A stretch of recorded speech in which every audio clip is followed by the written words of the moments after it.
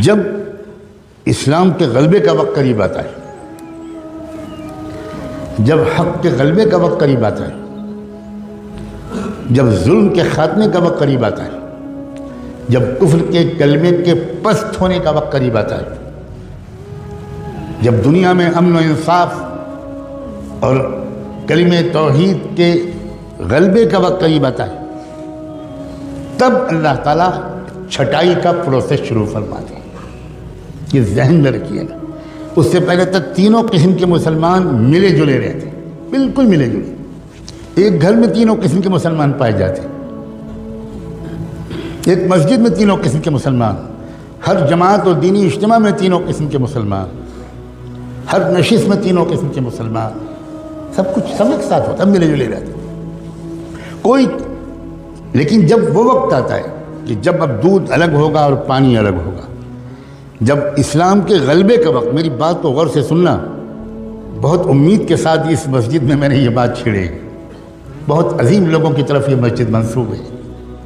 ہم لوگ عام طور پر نعمتوں کی قدر زندگی میں نہیں کرتے،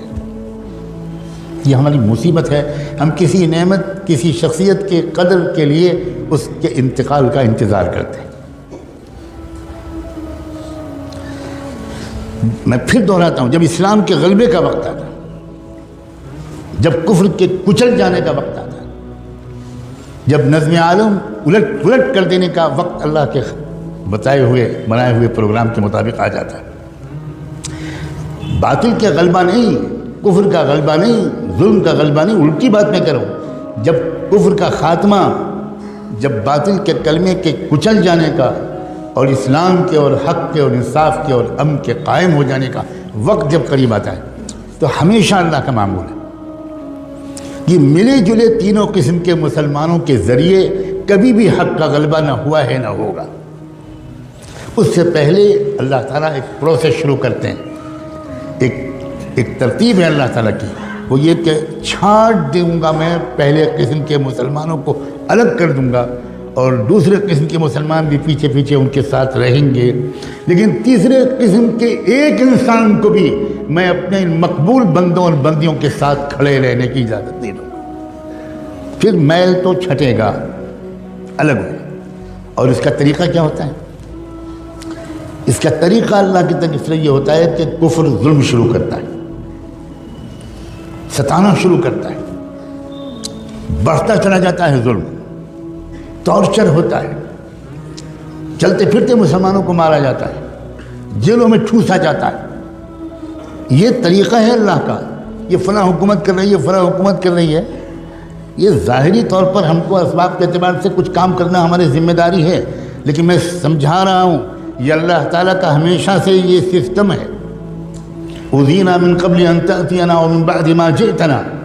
بنو اسرائیل کے لوگوں نے موسیٰ علیہ السلام سے کہا تھا کہ پہلے بھی ہم ذلیل سمجھے جاتے تھے، فرعون کے لوگ ہم کو دلتوں سے زیادہ بدتر سمجھتے تھے، ہمیں غلامی کی زنجیروں میں جکڑ رکھا تھا، آپ آئے، ہم نے آپ پر ایمان ہم نے قبول کیا، ہم نے آپ کا ساتھ دیا، اس کے بعد بھی وہی ظلم ہم پر ہو رہا ہے۔ وہ ظلم اور ظلم میں فرق تھا۔ چنانچہ موسیٰ علیہ السلام نے بعد میں جو جوابات دیے اور بعد میں اس قوم کی تاریخ نے جو مرحلے طے کیے، تو اس نے بتایا کہ بہت فرق تھا ان دونوں قسم کو ظلم میں۔ چھٹائی لازمی ہے، لِيَمْحِصَ اللَّهُ الَّذِينَ آمَنُوا لِيَمِيزَ اللَّهُ الْخَبِيثَ مِنَ الطَّيِّبِ، قرآن نے 20 جگہ یہ بات بیان کی۔ چھٹائی تب ہوتی ہے، یہ ایک بات میں تیسری چوتھی بار دوہرا رہا ہوں، جب اسلام کے غلبے کا وقت قریب ہوتا، اس وقت اللہ تعالیٰ یہ برداشت نہیں کرتے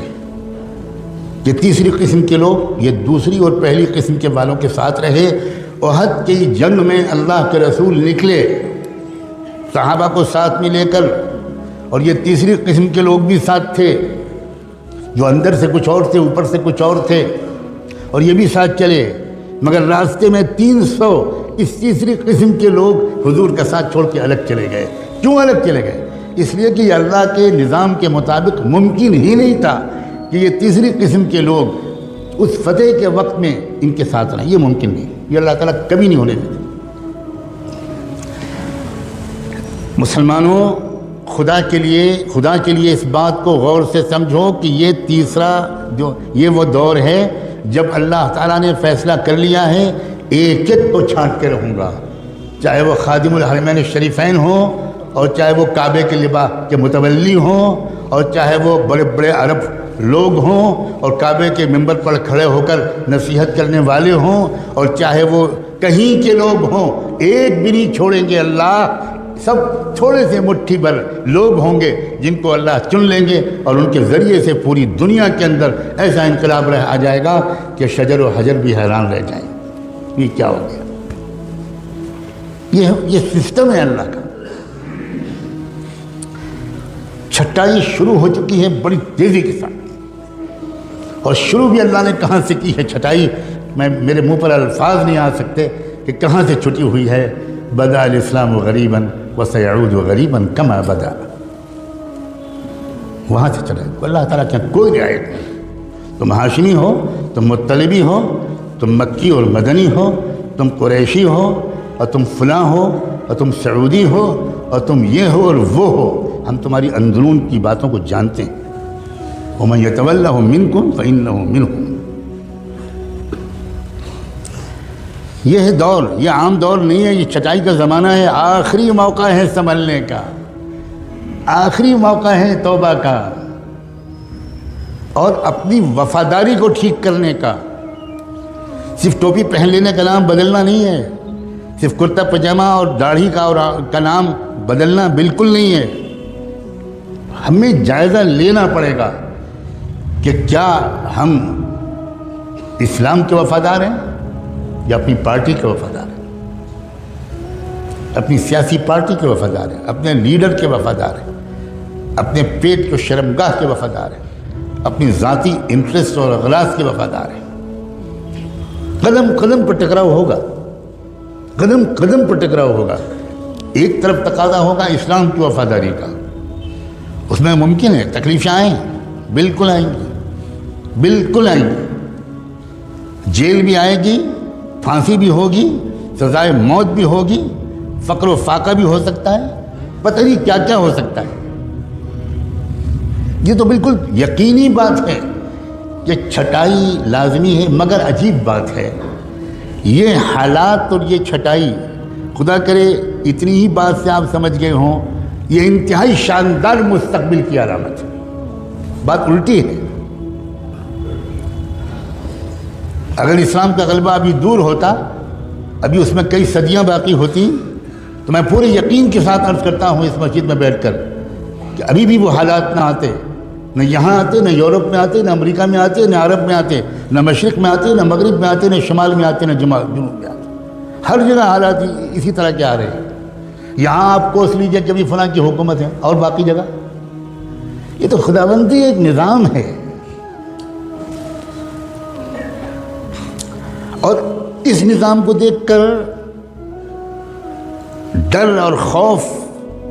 مایوسی اور پریشانی،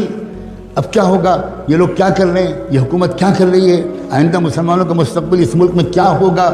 اسلام کیسے بچے گا، یہ سوالات ان کے ذہن میں آ رہے ہیں جو پہلے قسم کے مسلمانوں والی تربیت پائے ہوئے نہیں، یہ ان کے ذہن میں آ رہے ہیں۔ ورنہ جن کا ایمان مضبوط ہے، جن کا علم گہرا ہے، جن کی سمجھداری بہترین ہے، جو قرآن کو سمجھے ہوئے ہیں، جو اچھی صحبتیں پائے ہوئے ہیں، وہ اپنے وقت کو موبائل میں ضائع نہیں کرتے، انٹرنیٹ میں ضائع نہیں کرتے، بازاروں میں گھومنے میں ضائع نہیں کرتے، وہ سمجھداروں کے پاس بیٹھ کر سمجھداری کی باتیں سننے میں اپنا ایک ایک منٹ استعمال کرنے کی کوشش کرتے ہیں۔ ان کا بالکل الٹا خیال ہے، ان کا حال اس وقت کے حالات میں یہ ہے کہ ایسا لگتا ہے کہ اندھیرا بڑھ رہا ہے، جس کا مطلب یہ ہے کہ اب صبح روشن قریب ہے۔ بالکل الٹا تاثر ہے ان کا۔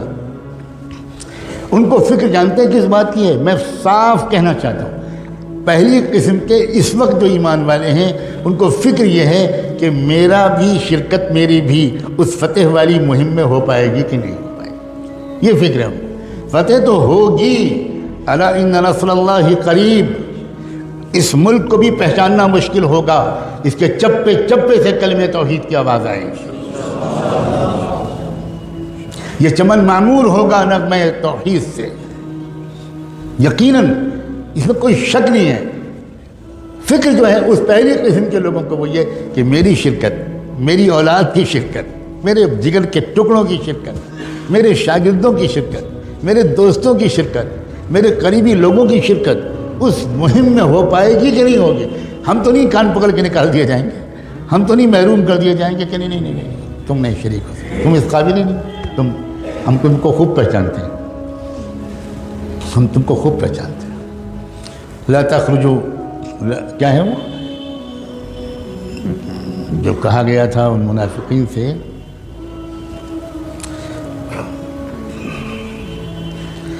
تم کبھی نہیں نکل پاؤ گے، بہت سخت ترین آئے تھے وہ۔ جن لوگوں نے دھوکہ دیا تھا اسی تبوک کے موقع پر ان سے اللہ نے کہا ان سے کہہ دو کہ تم کو کبھی بھی راہ جہاد میں نکلنے کا موقع نہیں ملے گا۔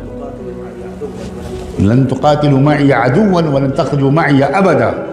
کسی دشمن سے مقابلے میں کبھی تم کو میرے ساتھ دینے کا موقع توفیق نہیں ملے گی، اور کبھی تم آئندہ راہ خدا میں میرے ساتھ نکل نہیں سکو گے۔ صاف صاف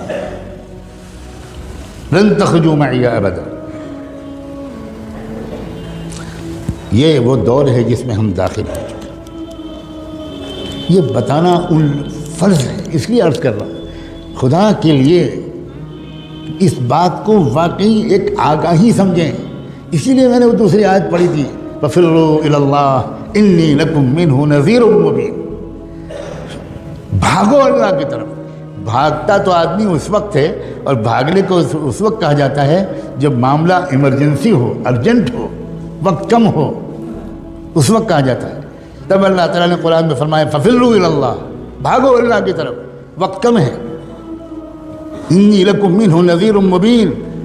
محمد حضور سے کہا گیا کہ یہ کہو کہ میں تم کو صاف صاف آگاہ کرنے کے لیے آیا ہوں۔ آگاہ کرنا، وارننگ دینا، بتانا کہ آگے کیا ہونے والا ہے، منزل آخری کیا ہے، راستہ کیا ہے۔ یہ وہ دور ہے۔